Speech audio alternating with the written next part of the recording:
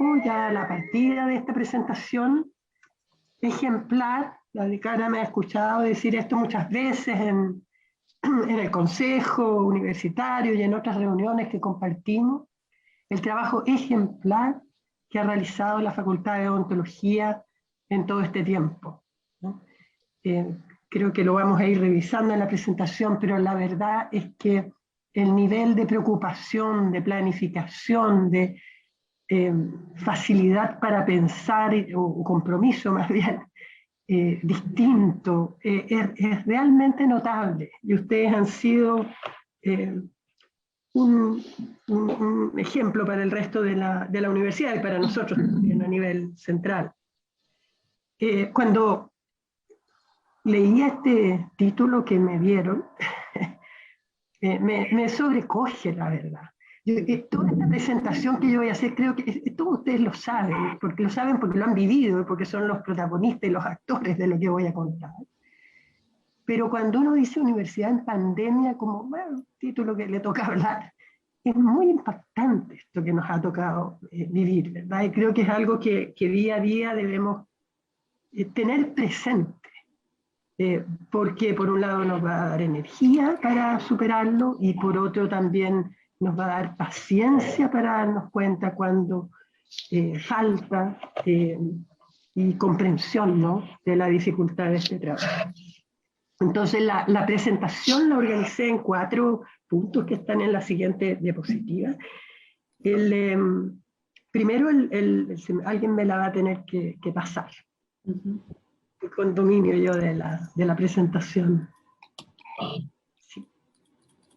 Eso, muchísimas gracias. El proceso de transición hacia la virtualidad, los primeros momentos, la enseñanza-aprendizaje en modo remoto, de educación remota de emergencia, los problemas más críticos que debemos reconocer, que tenemos en este momento, que debemos superar, los próximos pasos también y cómo nos preparamos para el futuro. En la siguiente vemos una cita de cómo la universidad, en este caso de British Columbia, se prepara el mismo día que nosotros, por eso lo coloco, el 16 de marzo del 20, para hacer la misma transición. Y si ustedes lo leen, pudimos escribirlo acá, ¿verdad? Tal vez con las mismas palabras lo dijimos, ese día 16 de marzo, y se fueron informados de que todas las clases transitarían a la modalidad online a partir de esa fecha, para el resto del periodo. No sabíamos qué era eso del resto del periodo. Se ofrecieron herramientas de enseñanza e información, en fin, familiar, ¿verdad? Pero un fenómeno, como decíamos, y vamos a escuchar más adelante seguro, mundial. Lo que, de nuevo, ¿no?, es algo que creo que ninguno de nosotros pensó que iba a vivir en su vida, ni laboral ni personal. La siguiente es la situación en que estaba la Universidad de Chile, porque si bien es mundial, bueno, cada institución, cada país tiene circunstancias particulares. Nosotros, a diferencia del hemisferio norte, de donde hemos recibido muchos aprendizajes, estábamos iniciando el año académico, habíamos recién, o quizás ni siquiera, partido con el año académico, no terminándolo como en el hemisferio norte. Existían diversos grados de avance del año académico anterior, debido al estallido. O sea, veníamos ya de una situación de incertidumbre muy grande, incertidumbre previa al tema de la pandemia. Estábamos conmovidos, el país estaba en un momento muy particular, la universidad entonces también desalineada de alguna manera por las distintas movimientos que habían habido en distintas facultades. Teníamos, sí, buenas plataformas tecnológicas, nos dimos cuenta de ese gran valor, que ya las habíamos usado, eso por la contingencia social. Muchas de las evaluaciones o de las conclusiones de los cursos habían ocurrido de esta forma, eso de alguna manera nos ayudó, ¿verdad?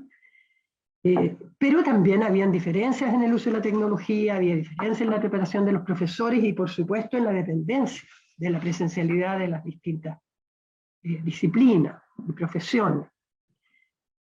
Se hicieron evidentes las desigualdades de contexto para el aprendizaje de los estudiantes, se agravó la crisis social, eso ocurrió en todo el mundo, se han hecho evidentes las debilidades, y se hicieron más evidentes también las limitaciones de la pedagogía tradicional, la basada en transmisión. O sea, en ese momento surgen como nuestras luces y nuestras sombras con tremenda fuerza, ¿no? Pero, debido a que es un fenómeno mundial, inmediatamente se abre la cooperación y el intercambio.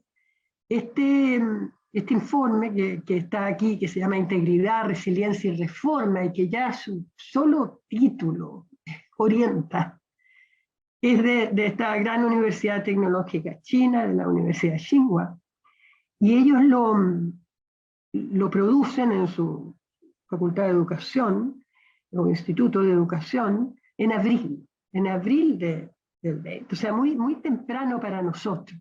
Lo que quiero ilustrar al ponerlo es lo importante, como discutíamos en la previa, como se dice, que fue y que está haciendo y que va a hacer la colaboración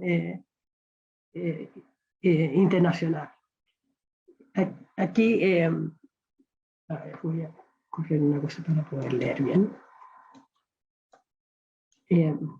Dice, solo abordando, es linda esta frase, una miríada de desafíos de manera conjunta y creyendo en el poder de la ciencia y de la humanidad común, podremos superar los desafíos y restaurar la prosperidad. Eso es algo que ya muy tempranamente todos empezamos a sentir, al menos para mí. Era un alivio y un apoyo tan grande poder recibir estas experiencias internacionales, ¿no? En este caso y nacionales también, ¿no? Mucho. La siguiente. Cuando las cosas se ponen muy difíciles, y la verdad es que más difíciles no podían ser, recurrimos a los principios, ¿verdad? Y definimos en ese momento 6 principios orientadores para la docencia en este caso, pero yo diría que para la marcha de la universidad en general, que pueden parecer triviales hoy día, no sé, nos han guiado todo el tiempo. En ese momento eran claves. Por ejemplo, la continuidad del trabajo académico en condiciones seguras. Hubo algún momento muy temprano en que incluso hubo alguna resistencia a continuar el trabajo académico de algunos pocos sectores, pero estaba esa duda, si debía hacerse o no. No sabíamos cuánto esto iba a durar tampoco. Lo segundo era brindar apoyo a los estudiantes, a los profesores, valorar la comunidad y sus necesidades de apoyo. Los temas de equidad, cuidarlos y del bienestar de la comunidad. La pedagogía inclusiva que se volvía, si bien hemos estado trabajando, ustedes han sido bien ejemplares en aquello también, en el último tiempo, pre-pandemia me refiero, en su última década quizás, hoy día se volvía clave, la evaluación formativa como algo más nuevo, pero también se nos ponía al centro. La flexibilidad normativa en una universidad pública tan regulada y somos muy apegados a nuestras reglas y normas, era un momento en que debíamos flexibilizar, necesitábamos cambiar, irnos ajustando, adaptando a las situaciones. Y la confianza y la transparencia, no engañarnos, no decir que estamos mejor de lo que estamos, evaluar, medir, transparentar, en fin. Esos han sido nuestros principios y lo siguen siendo. En la siguiente diapositiva tenemos cuáles eran algunas disposiciones, uno puede decir, pensando hoy día, institucionales en ese momento, la apertura al cambio, eso ha ocurrido en todas las instituciones, y ha sido muy bueno, nos damos cuenta que somos capaces de cambiar y somos capaces de cambiar rápido. La delegación de atribuciones y mayores espacios de autonomía, eso fue una decisión, se delegaron atribuciones especiales en los decanos, decanas, en las autoridades, sin que el rector en el fondo delegó mucha atribución. La cooperación y el intercambio de experiencias a nivel institucional, eso es una colaboración y un intercambio de experiencias muy particular, porque las instituciones expusieron sus fragilidades, ¿no? No es solamente una cooperación en un sentido incluso que ya es muy valiosa, ¿no? de que uno pone lo mejor que tiene y lo suma, integra con lo mejor de otra institución. Aquí como que se cayeron las barreras y se expusieron esas fragilidades y se mostró cómo se estaban superando. Y eso es muy interesante, es un cambio cultural profundo, que espero continúe. Entonces, eso fue muy evidente. La toma de decisiones basada en evidencias también, ustedes lo han vivido muy directamente en la facultad. La decana decía intuitivamente, pero algunas acciones no las han tomado, pero yo he visto también la muy detallada planificación y cuidadosa planificación que han hecho. Mayor conciencia de la diversidad y de las diferencias, preocupación por el bienestar de la comunidad y un énfasis en el rol público de la universidad. Siempre ha sido nuestra marca desde la fundación, ¿no? Pero en este caso, y esto ocurre en general en el mundo, el rol público de las universidades se ha vuelto clave. Entonces, en la siguiente, esto lo hice muy, digamos, lo primero que estaba en mi cabeza, pero simplemente para reflejar cómo el rol social de la Universidad de Chile se pone en valor de manera especial y su participación en los desafíos nacionales, desde el rol del hospital clínico, el monitoreo de indicadores, bueno, ahí hay muchas cosas, un sitio online hermoso que hay sobre memoria, que recoge la memoria personal de la población, digamos, respecto, lo está haciendo el Departamento de Historia, eso porque se dieron cuenta que en pandemias anteriores había muy poco registro, y esto va a ser un material de investigación fundamental. Ahora, esto de nuevo nos puede parecer natural y casi quizás innecesario de mencionarse, pero lo que quiero decir es que las instituciones, y esto no es solo la nuestra, tuvieron que hacer dos cosas. Tuvieron que prepararse para seguir cumpliendo con su labor, con su tarea, que ya era de suyo muy, muy difícil, pero también tuvieron que hacerse cargo de lo que ocurría afuera. Muy importantemente, ¿no? A través de la investigación y las múltiples formas de cooperar y de responder a la situación. Entonces, el esfuerzo de la universidad son las personas, de su cuerpo académico, de sus funcionarios, es enorme, o sea, es de dimensiones muy grandes y es algo que nunca debemos olvidar. La siguiente. Entre estas evaluaciones que hemos realizado, aquí hay algunas que se hicieron en el año 20, encuestas de salud mental, encuestas de retroalimentación docente, las encuestas de experiencia estudiantil. En este momento tenemos dos que están en curso, tanto la experiencia estudiantil como la docente, para este año, aunque les voy a mostrar algún dato de avance. Y la encuesta tradicional, más bien, que hacemos en los cursos. Vale decir, se vuelve esto de tener evidencias fundamental. Sabemos que ya hacíamos esfuerzos por aquello, pero en este caso es como de sobrevivencia, o sea, no podemos actuar a ciegas en algo tan complejo. Y en ese sentido, todas las unidades hacen sus propios indagaciones, encuestas, en fin, y búsqueda de evidencia, y eso lo valoramos y celebramos. En la siguiente, tenemos algunos resultados de esa encuesta del año pasado, a lo mejor algunos de ustedes han visto. Por ejemplo, le preguntábamos a los estudiantes qué eran sus preocupaciones principales, y sigue hasta ahora en la encuesta actual, apareciendo esto de la organización del tiempo como algo fundamental, algo difícil. Eso nos llama a tener mucho acompañamiento con los estudiantes en aquello. Hemos visto estudiantes sobrepoblando, se puede decir, su carga académica con muchos cursos y trabajando también al mismo tiempo por los problemas que hay económicos, y eso genera problemas grandes. Entonces ese acercamiento, ese trabajo muy directo con los estudiantes es clave. Tenían preocupaciones por su aprendizaje y sus rendimientos, en general ha ocurrido bien. Ya vamos a enfrentar los problemas ahí más adelante en esta charla.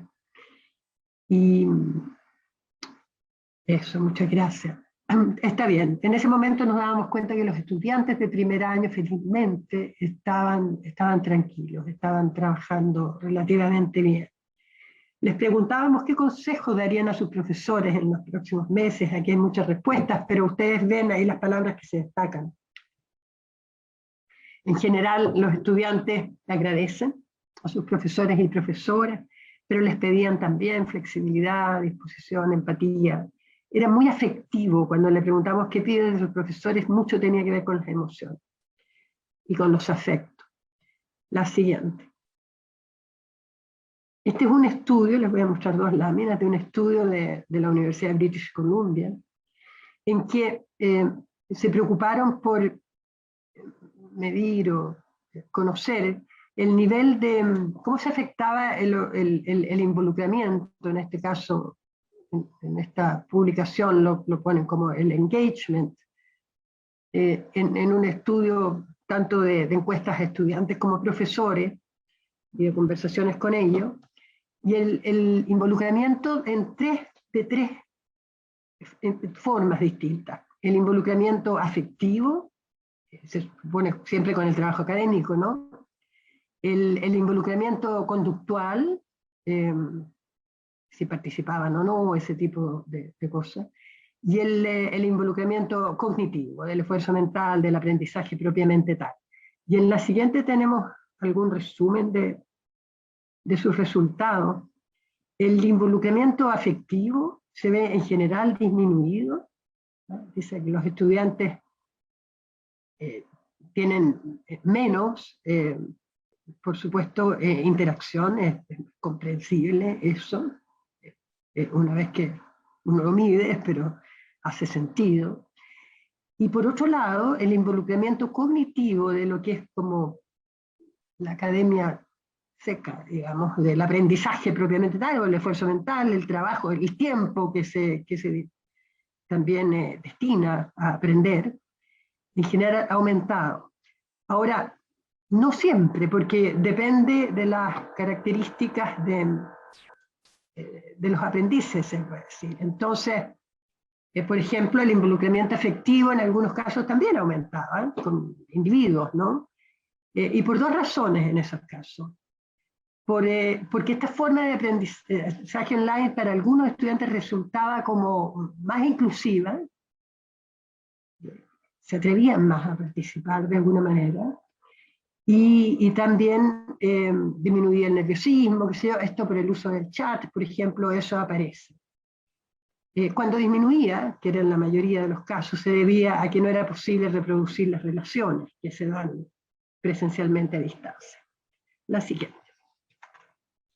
¿Cuáles son los problemas más críticos? Y esto es enunciarlo, y esto es lo que debemos ahora reconocer primero y superar, y esto tiene que ver con la transparencia y con que mencionábamos, ¿no? Que si bien los esfuerzos que hemos hecho son grandes, tenemos problemas también grandes. El primero, y ustedes lo viven muy especialmente, es el atraso en el avance académico en algunos casos, en los estudiantes en etapas finales de estudio, pero muy importantemente en las carreras de la salud, también en las carreras de interpretación o creación artística. A veces nos olvidamos de que el cuerpo ahí es tan importante y por lo tanto la presencia es fundamental. Y las carreras, por supuesto, con ciencias experimentales, trabajos en terrenos, en fin. Y eso lo estamos viendo en la universidad. En el siguiente vemos una resolución que se generó para que los estudiantes que pudieran eximirse del pago de estudiantes de término, ¿no? de los últimos años, del pago de la matrícula, en este caso eran 536 estudiantes, que no pudieron completar sus actividades del 20, que la están realizando el 21. Ustedes no les voy a contar esta historia porque la conocen muy bien, y ahí está odontología con varios estudiantes, pero medicina con muchos más. Y que ha sido necesario implementar para poder al menos no cargar económicamente un retraso que ya por ser retraso es complejo. Esto tiene soluciones, es una solución a medias también, porque al no, declarar aquí se declara al mismo tiempo que los estudiantes no tienen actividad, ¿verdad? Porque es la actividad que están cumpliendo, es la del año anterior, pero eso suspende otros beneficios, entonces es complejo. Lo que quiero decir aquí es que no solo está el retraso académico, sino que hay un problema también económico. La siguiente.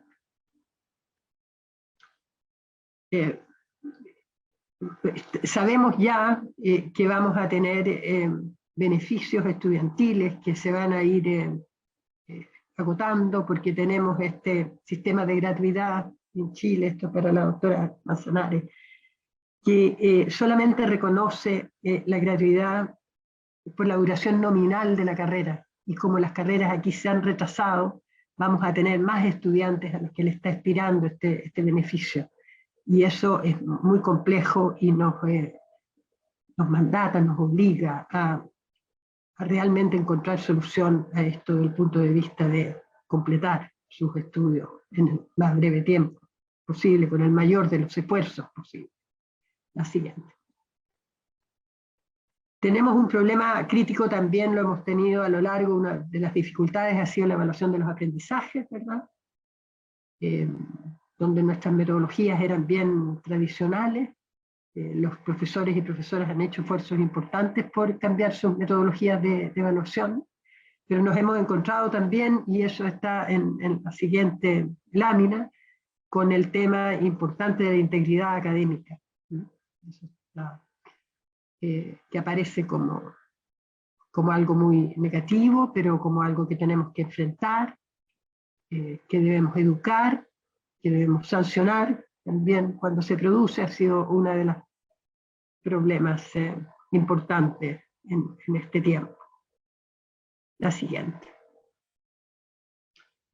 Y el problema que en lo personal pienso que es tremendamente crítico y que no siempre estamos observando es el debilitamiento de la experiencia universitaria. Está ya muy conocido que en la universidad se aprende quizás más fuera del aula que en el aula. Y aquí no solo tenemos un aula virtualizada, sino que tenemos esos espacios donde ocurre la vida universitaria, que por la virtualidad o este intercambio telemático no se da. El problema de eso es que es irrecuperable, es la vida que se va, ¿no? Así como los aprendizajes se podrán recuperar antes o después. Esta vida como restada es tremendamente preocupante. Yo coloqué ahí dos trabajos, son seminales, son antiguos, las fechas son antiguas porque son de los primeros trabajos en estas líneas en que se ha trabajado mucho en la educación superior después. El primero es un trabajo de Alexander Astin, un gran educador de la UCLA en los Estados Unidos, California, que fue uno de los padres de toda la línea que tiene que ver con el involucramiento precisamente de los estudiantes en la vida universitaria y cómo el desarrollo, cómo esto aporta a su desarrollo.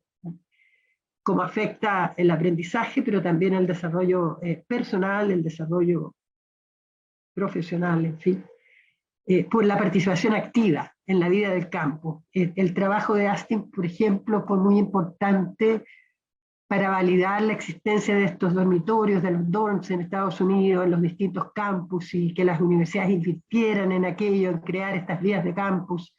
Y esta teoría del desarrollo, del involucramiento, es clave. Es muy lindo ese paper, yo se los recomiendo que lo lean, porque es maravilloso y bueno, es seminal, como digo.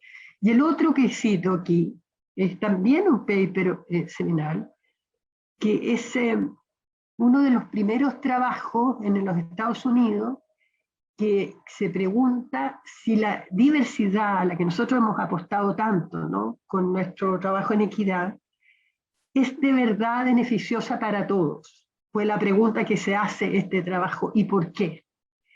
Esto surge de la oposición a los sistemas de acción afirmativa en los Estados Unidos por parte de las cortes en algunos estados, que decían era un privilegio entrar a la universidad por una vía distinta, y por lo tanto se oponían a aquello. Y lo que estos investigadores se preguntaron fue, o quisieron, bueno, fue la pregunta que lograron fundamentar, es que la diversidad finalmente es un beneficio para todos, ¿verdad? No solo para quien es incluido, se podría decir, sino para toda la comunidad. Pero en ese estudio oí, y por eso lo traigo aquí, se muestra la importancia de las relaciones informales. O sea, la diversidad estructural no vale mucho si no hay encuentros, si no hay intercambio, si no hay conversación, si no se someten las personas a estos cambios en su desarrollo por la interacción con otros. Entonces, por eso pongo estas dos papers aquí, si bien hay mucha investigación posterior. Que el tema de la falta de interacción, sabemos que está pesando mucho también en la salud mental de nuestros estudiantes. Y aquí sí que hay datos de la encuesta que está en curso, que lo han contestado como 3.000 estudiantes, la del 20, 10.000. Estamos avanzando, pero fíjense ustedes que se ve que la cantidad de estudiantes que están siendo afectados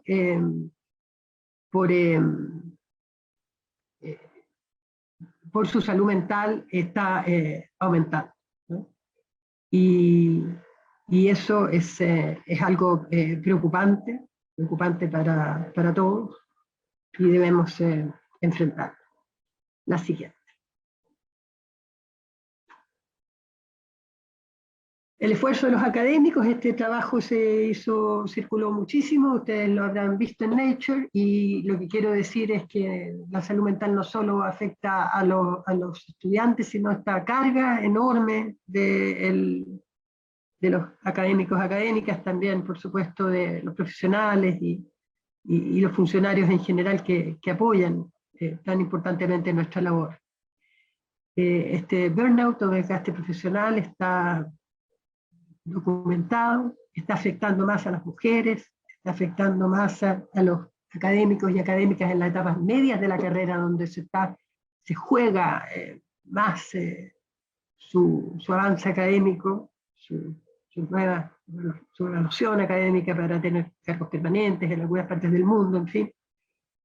Y la preocupación que hay ahí es, bueno, ha habido un compromiso enorme, pero la pregunta es hasta dónde y hasta cuándo. O sea, ¿qué va a pasar después? ¿Vamos a seguir trabajando hasta las 10 de la noche o va a haber un momento en que vamos a volver a una vida más normal? Y eso es algo, entonces, una responsabilidad nuestra de cuidar, ¿la? Y de estar conscientes, ¿no? Nuestra directiva, me refiero. Muy bien. La siguiente. Entonces, reconociendo estos problemas que mencionábamos, Lo primero es reconocerlos y abordarlos de manera distinta, y en ese sentido, mayor esfuerzo por ir recuperando nuestra vida universitaria, donde puedan haber estas interacciones, donde podamos estar presencial, donde podamos corregir los retrasos, en fin. Y en esta parte, agradecer nuevamente, ¿no?, a la Facultad de Odontología. Estamos intentando promover esto en toda la universidad, lo está haciendo el Ministerio de Educación también. Es difícil, y sobre todo es difícil en aquellas disciplinas donde parecería que estamos bien virtualmente. Y ese parece que estamos bien es un parece nomás, porque los problemas de salud mental están, puede que no hayan retrasos académicos de la misma manera, sin duda que hay algunos temas que son más sencillos, pero la vida universitaria se está perdiendo igual, y esa vida universitaria no la van a poder recuperar tampoco, ¿no?, en ninguna disciplina. Entonces, estamos conscientes de que hay que hacer este esfuerzo muy grande. La siguiente. Bueno, los grupos prioritarios hemos establecido, esto ustedes también, los estudiantes de los primeros años, de las etapas finales de los primeros años, y por supuesto que aquellos que tienen, que están estudiando en profesiones que requieren de la presencialidad. La siguiente. Les preguntamos a los estudiantes en esta última encuesta respecto a cómo veían el retorno a las actividades presenciales, si lo consideraban importante o no. Y esta es la encuesta, como digo, que está todavía contestándose, pero el 56% lo considera muy necesario, y un 24% poco necesario, pero necesario, de alguna manera, supongo. Y es una minoría los que lo encuentran nada, ¿no?, necesario. Los estudiantes en general, ustedes han hablado, y espero que estén aquí algunos estudiantes, a mí me ha movilizado muchísimo respecto del retorno a escuchar a los estudiantes. Fui al Senado universitario, me invitaron al Senado, y esa conversación en el Senado universitario fue muy, muy movilizadora para mí en términos de compromiso, el escuchar a los estudiantes ahí, que decían, por fin escuchamos esa preocupación por devolvernos la vida de alguna manera universitaria, ¿no? Ahora, bueno, son 32.000 de pregrado, no todos pensarán lo mismo, pero y aquí la encuesta muestra que no todos piensan lo mismo. Pero es tan fuerte escuchar a aquellos que quieren volver que el compromiso se vuelve de potencia. El siguiente. Ya nos va quedando poquito. Los próximos pasos, entonces, cómo nos preparamos para el futuro. Y algunas lecciones también. Abrazar el cambio, yo creo que eso nos ha sido muy bueno para la universidad, nos motiva a que las cosas se pueden hacer y se pueden hacer rápido. Más conciencia sobre la necesidad de educar hay ahora, creo, reconociendo las diferencias de los estudiantes, si bien llevamos quizás una década poniendo ahí atención. Recién con la pandemia veíamos profesores que siempre son tan distintas las condiciones de nuestros estudiantes, que bueno, eso lo estamos por fin viendo. Estamos avanzando entonces también, como digo, en temas de evaluación formativa, nos estamos flexibilizando, eso sin duda, lo hemos observado. Y mayor el reconocimiento de las potencialidades de la educación online, sobre la que teníamos tantos prejuicios realmente. La siguiente.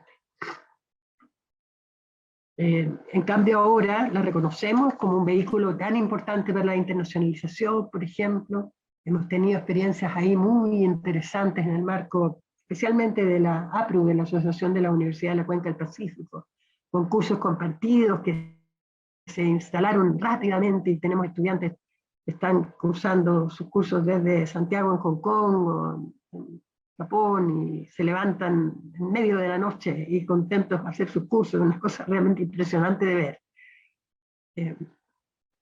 Una educación capaz de entender las diferencias, como decía también, la educación online nos ayuda a aquello. Vamos a pasar a la siguiente, porque estamos para mostrarles que tenemos un proyecto con el Fondo de Fortalecimiento de las Universidades Estatales que ya se enfoca en esto, y el nombre de ese proyecto, el título ya dice casi todo, dice Educación Online como un medio para la calidad y la equidad de la formación, la integración del quehacer académico, nos va a ayudar a nosotros a integrarnos internamente también, y la colaboración interinstitucional. La siguiente. Esta es la última, y es un texto que lo quiero leer en castellano, lo tengo acá, lo puse así como un ladrillo, pero viene de un libro muy interesante, que en realidad está ahí la bibliografía, yo los invito a que lo vean. Son 300 páginas, producido por el Council of Europe, Europa, Consejo, con más de 30 capítulos, son 31 creo. Esto fue escrito en junio del 20, publicado en febrero, y que es muy interesante sobre lo que le pasa a las universidades, y con mucho foco en este rol social que se ha vuelto como tan importante y clave. Estoy con un terrible resfrío. Pido disculpas por eso. Bueno, voy a leer este texto. Dice: la insidiosa desigualdad crece con el tiempo, y la consiguiente frustración que surge de diversas privaciones y falta de oportunidades comienza lentamente a fracturar la cohesión social, dejando a las personas, en el mejor de los casos, infelices, y en el peor de los casos en conflicto con la ley en esta tierra. No fue escrito para Chile, pero es impresionante cómo nos sitúa en el momento en que estamos viviendo y que empezamos a vivir, ¿verdad?, con mucha fuerza el 19. Las universidades deben intensificar y ayudar a revitalizar la la democracia y el bienestar comunitario. Pueden hacer esto de la manera tradicional, de garantizar que sus estudiantes y graduados estén imbuidos de los valores democráticos, de justicia y equidad, y equipados con las habilidades de toma de decisiones éticas, pensamiento crítico, trabajo colaborativo, aprendizaje permanente y alfabetización digital. Pero más concretamente, las universidades pueden y deben comprometerse de manera más decidida con sus comunidades anfitrionas, educativa, cultural, colaborativamente, para involucrar a jóvenes y a los mayores en la educación superior, que pueda reducir el déficit democrático de las últimas décadas al inculcar un sentido de propósito, permitiendo el acceso a las oportunidades y aumentando la confianza, el bienestar y la autonomía.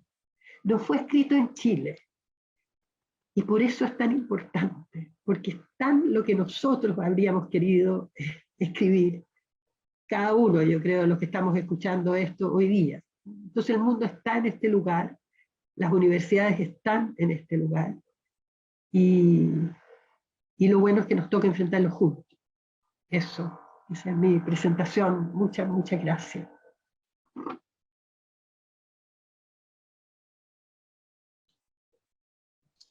Muchas gracias, profesora Debes, por su interesante presentación. Voy a dejar a la doctora Carvajal. Está silenciada. Sí. Creo que agradecer a la profesora Debes por esta excelente presentación y resumen de todo lo que hemos hecho como universidad, ¿no? Y ahora la decana va a hacer un cierre, una comunicación con usted, Irene. Gracias, Paola.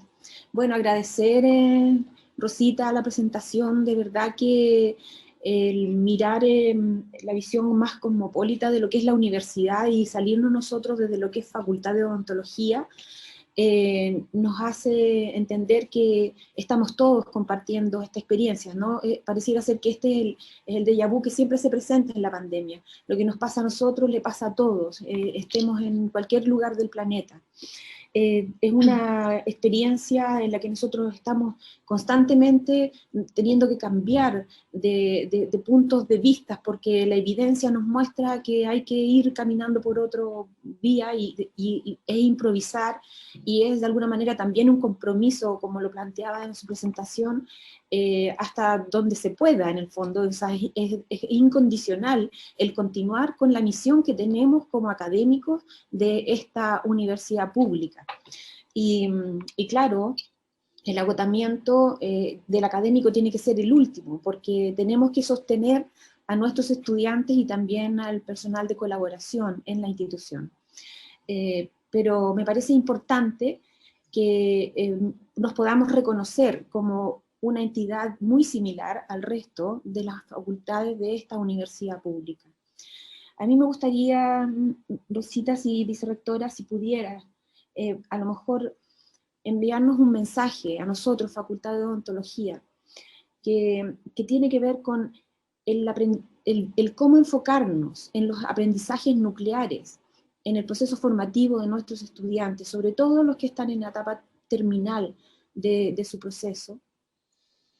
En estas condiciones excepcionales de pandemia, inéditas en nuestras vidas, cómo nosotros necesitamos esa flexibilidad para comprender qué es lo que realmente requiere nuestro futuro profesional para poder ejercer la carrera después de salir de nuestra institución. ¿Cómo comprender, de qué manera nos pudieses hacer a nosotros entender que esa flexibilidad es necesaria y que es necesaria centrada en lo que el estudiante ha logrado aprender en este proceso? Me gustaría si pudieses mandarnos un mensaje en ese sentido. Muy bien. Bueno, eso es clave, yo creo que por ahí lo tenía y lo enfaticé.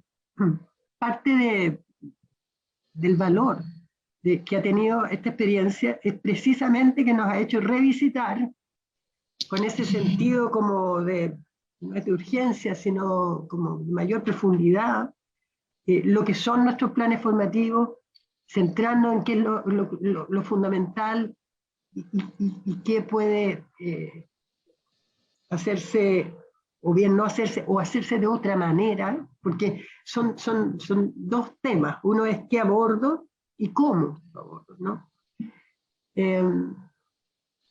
Y eso es parte propia de una reflexión académica que debía estar ocurriendo siempre, pero que bueno, en la vorágine de lo que es nuestro trabajo muchas veces no nos damos el tiempo, y que esta pandemia y esta situación de crisis nos obliga a hacer. Entonces, no solo creo que es recomendable hacerlo, sino que creo que es urgente hacerlo, y que hay que hacerlo con un sentido no es de adaptación y de acomodo, sino de mejora, de mejora realmente. Existe este tan interesante concepto internacional también que le llaman el scholarship of teaching, que es como la academia, el enfrentar la docencia como si fuera la investigación, en el fondo, ¿no? Revisitar lo que hacemos, evaluarlo, cambiar de acuerdo a aquella evaluación y reflexión colectiva. Entonces, yo creo que sí, que es un momento clave. No lo que hacíamos antes es siempre lo mejor que podríamos hacer, y no es lo mejor que debemos seguir haciendo por 3 décadas más. Entonces, esta pandemia también llega en un momento en que necesitábamos esa mesón profundo. Ojalá hubiera llegado de otra manera, pero llega en un momento en que el mundo está cambiando. Entonces, también creo que hay que tomarlo por ahí, con responsabilidad, por supuesto. Quizás vamos a tener en otra, no sé si es el caso acá, pero de usar más simulaciones también. tuvimos nuestros planes de estudio de alguna manera, por lo menos en medicina, donde los conozco más, con la innovación curricular, por esta comprensible voluntad de acercarlo a la profesión muy tempranamente, qué sé yo, se vieron desde el primer año con vínculo con el sector de salud y todo eso en este momento ha sido dramático. Ha sido dramático porque no ha sido posible y por lo tanto se retrasa todo. Entonces, trabajar, pensar, discutir. Las discusiones no todos piensan lo mismo siempre, pero resiliencia, me gusta a mí tanto el título ese del reporte chino, porque es resiliencia y cambio, es las dos cosas, si cambiar no es fácil. Y liderar de gana menos que decirle. O sea, ser un directivo en estas circunstancias es muy difícil. Pero bueno, en resumen, ustedes ven sus dificultades, pero yo veo de afuera la universidad completa y les digo de verdad que odontología es ejemplar. O sea, yo he leído, tenía en mis manos sus informes, su análisis, su planificación, por ejemplo, para el retorno, que fue muy temprano que la comenzaron a planificar con tanto cuidado y profesionalismo, ¿no?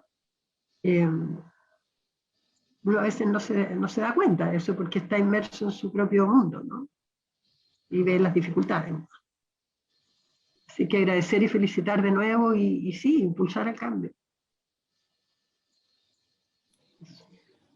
Muchas gracias, vicerrectora. Sabemos que tiene una agenda ocupadísima y la disposición de estar con nosotros en este momento, de verdad, lo agradecemos profundamente.